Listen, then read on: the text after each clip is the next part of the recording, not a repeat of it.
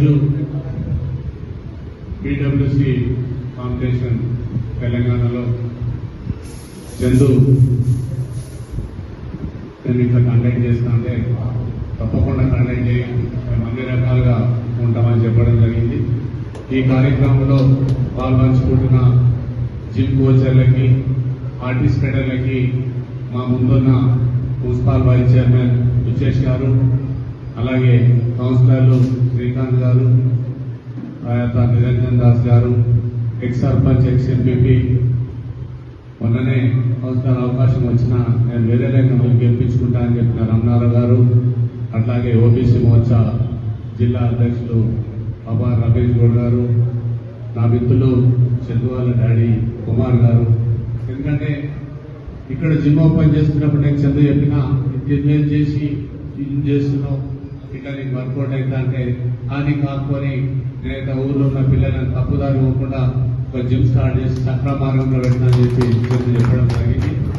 ఇప్పుడే మిత్రులు చెప్పినట్టు ఈరోజు యువత అంతా కూడా సెల్ ఫోన్లకు అలవాటై తప్పుడు వార్తలు చూసి గుట్కాలకు, వేరే వేరే వ్యసనాలకు, స్మోకింగ్, డ్రింక్ అలవాటు పడుతున్న తరుణంలో ప్రతి ఒక్కరికి కూడా ఇట్లనే కాంపిటీషన్ పెట్టి ఈరోజు నేను బీవీఆర్ఎంటీ కూడా పోయి చైర్మన్ వాళ్ళ అబ్బాయితో మాట్లాడడం జరిగింది.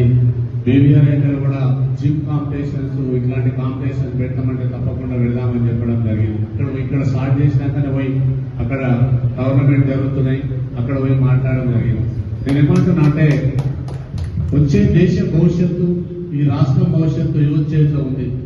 యువత ఏ మార్గాన్ని ఎంచుకుంటే అది దిశ నిర్దిశగా ఉంటుంది. తల్లిదండ్రులు ప్రతి కొడుకు మీద ఎంతో ఆశలు పెట్టుకొని నా కొడుకు ఇట్లా కావాలి, ప్రయోజకుడు కావాలి, నా తల్లిదండ్రులకు పేరు తీసుకురావాలి, నా ఊరుకు పేరు తీసుకురావాలి, నా దేశానికి పేరు తీసుకురావాలి, నాకు చదువు చెప్పిన గురువులకు కానీ ఏ రంగం ఎంచుకున్నా సరే, విద్యారంగం కావచ్చు, జిమ్ రంగం కావచ్చు, అథ్లెటిక్ కావచ్చు, నేను ఇండియా స్విమ్మింగ్ కావచ్చు, ఏదైనా కానీ ఆరోగ్యానికి సంబంధించిన అంశాలను ముందుకు తీసుకుంటూ తల్లిదండ్రులను కూడా మనకు 10 మందిలో పేరు రావాలంటే మనం శారీరకంగా ముందు దృఢంగా ఉండాలి. డబ్బులు సెకండరీ, ఆరోగ్యం ఉంటే అన్ని ఉంటాయి.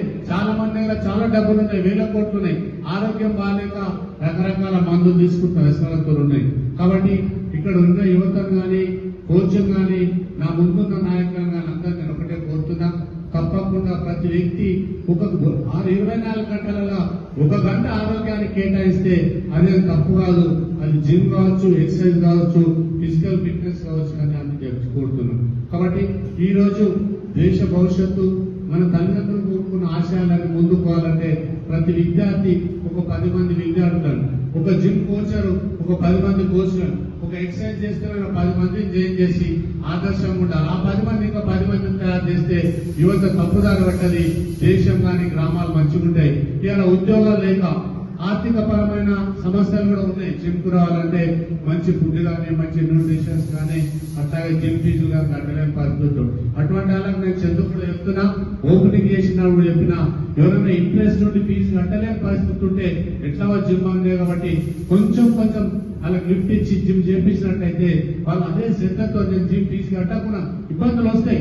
జిమ్ కి 50 మంది వస్తారు, ఇంకో 10 మంది ఒట్టికి వచ్చినా సరే వాళ్ళు కట్టుకుని మనం కట్టలేం కాదు. వాళ్ళ ఆర్థిక పరిస్థితి దృష్టిపెట్టుకుని వాళ్ళకి కోచింగ్ ఇవ్వాలి, వాళ్ళ రన్నింగ్, చెరువు కట్టకు. మన దగ్గర నర్సాపూర్లో ఇక్కడ ఉన్న వాళ్ళందరూ తెలుసు, నర్సాపూర్ అనగానే ఒక మారుమూల ప్రాంతం, ఇక్కడ మొత్తం ఫారెస్ట్ ఉంటుంది. వాతావరణ పరంగా ఇంత మంచి ఏరియా హైదరాబాద్ దగ్గర లెక్కలేదు. కాబట్టి ఇక్కడ రిసార్ట్స్ ఉంటాయి, మంచి చెరువు ఉంది. కాబట్టి మీ అందరితో కోరేది ఏంటంటే ఇట్లాంటి కాంపిటీషన్స్ పెట్టండి.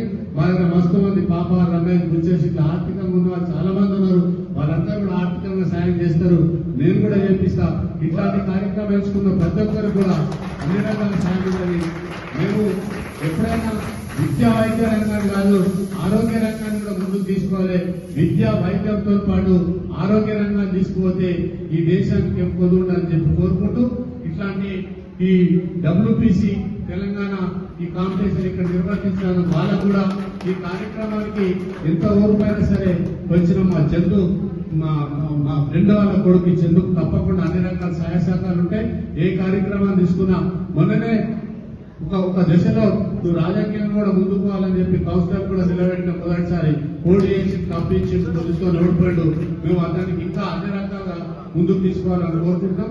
ఈ వేదికకు ఇక్కడికి ఇచ్చేసిన వాళ్ళందరూ కూడా పేరుపైన నమస్కారం. తప్పకుండా ఇట్లాంటి కార్యక్రమాలు చేయండి.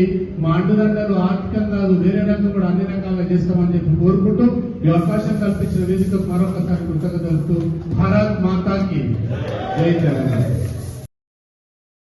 MFSN ఛానల్కు లైక్ చేయండి, షేర్ చేయండి, సబ్స్క్రైబ్ చేయండి.